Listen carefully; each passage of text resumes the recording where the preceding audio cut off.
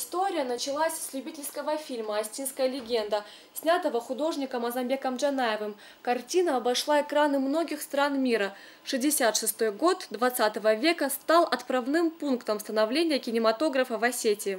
Во время Великой Отечественной войны в Осетию привезли ростовскую студию кинохроники. После окончания возникла необходимость в создании Северокавказской студии. По решению властей она возникла во Владикавказе. Большой вклад в развитие кинематографа внес писатель и общественный деятель Ахсарбек Агузаров.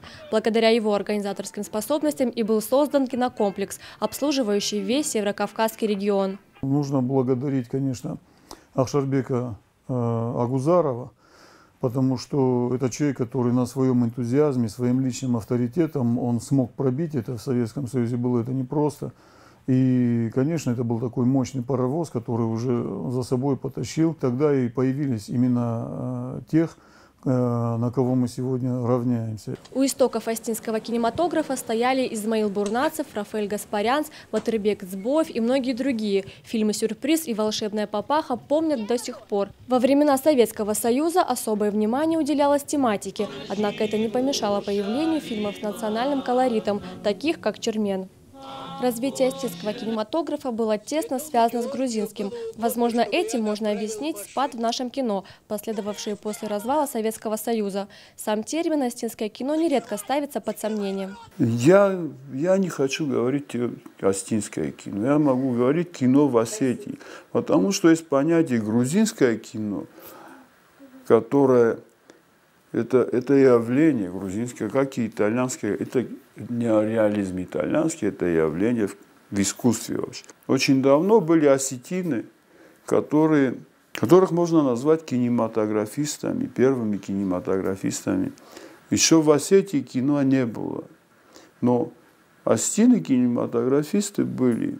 Создание фильмов довольно затратное дело. Если раньше поддержку кинематографистам оказывал даже республиканский бюджет, то сегодня господдержки нет. Создатели фильмов вынуждены сами искать средства.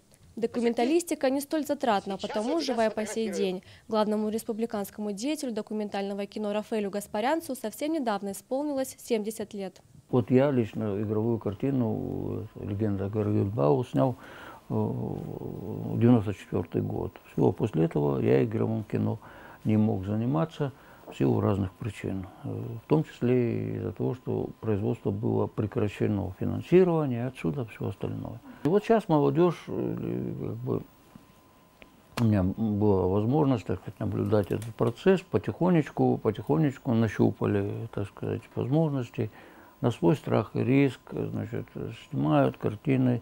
Они их называют фильмами, ну, все правильно. Стали проводить фестивали, да. Произошло вот главное, что, оказывается, творческий потенциал есть у людей.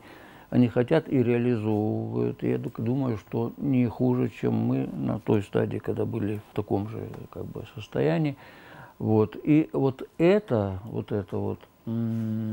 вселяет надежду на то, что кино как искусство утвердится. У обывателя упоминание остинского кино вызывает в памяти образы в основном старых фильмов. Для продолжения славных традиций прошлого нужно передавать эстафету новым режиссерам.